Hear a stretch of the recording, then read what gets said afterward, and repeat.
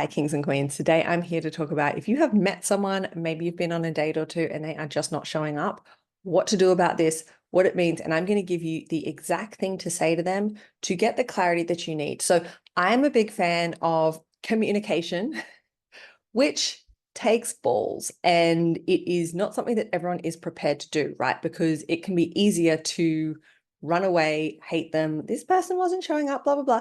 But I like to give people the benefit of doubt. So I'm going to tell you exactly what to say so that you can know whether or not this is for you, whether it's something that you want to participate in, and whether or not you want to move on with your head held high, knowing that you found out and you got the information that you needed to make a decision about this person. So firstly, the most important thing is when someone is not showing up, just let them, right? Let them do their thing, because all it does is give you information about their priorities, what their priorities are. And sometimes when you're communicating with these people, you can find out what they've been up to and what they have been doing that hasn't involved like seeing you, texting you, like whatever it is. And sometimes it's legit, again, which is why I think the communication piece is really important. The thing is that in early dating, right, you can't expect someone to suddenly make you their number one priority when they've known you for 5 minutes, right? Think about how that works, because if you have just met someone, you know, you've got your own goals, you've got your own stuff that you're working on, you've got your whole life and your whole thing that's going on, to suddenly like bump all of that down and then to like put this random person that you've known for 5 minutes up to the top of the list, right?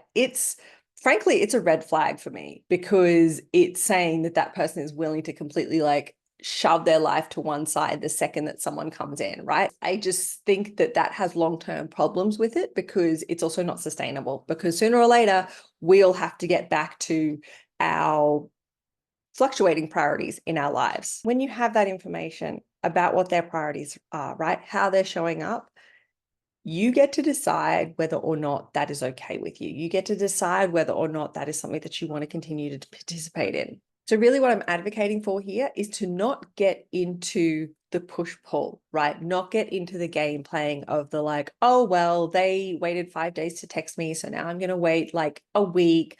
All of that stuff, it just takes up mental real estate. It's just nonsense and shenanigans that we do not need, when really we just need to like directly communicate with each other.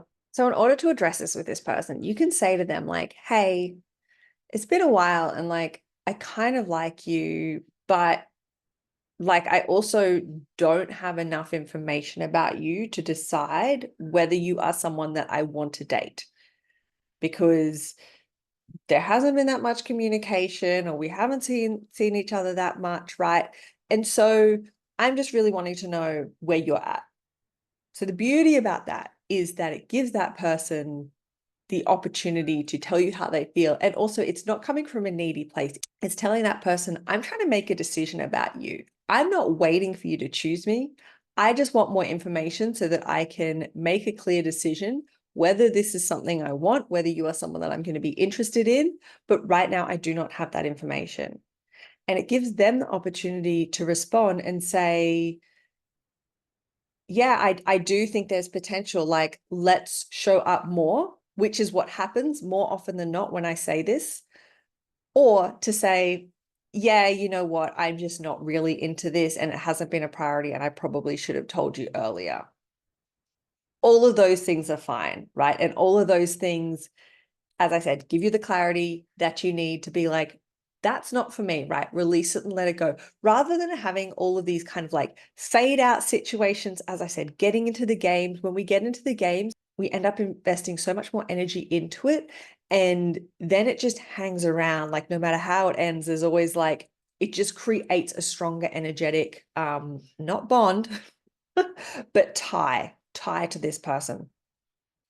No matter what, in this situation, there is one thing that you take away from this, is it doesn't mean anything about you, right? Do not let this person make you question your worth or close up your big, beautiful heart, right? There are so many people on the planet. Not all of them are going to be for you. Not all of them are going to be the right fit or the right match. And it's better to know sooner rather than later with direct, clear communication. All right. I hope this is helpful. Give me a like if you liked it, comment. I would love to know your thoughts, and subscribe if you want to see more videos like this. I'm sending you so much love, and I will see you next time.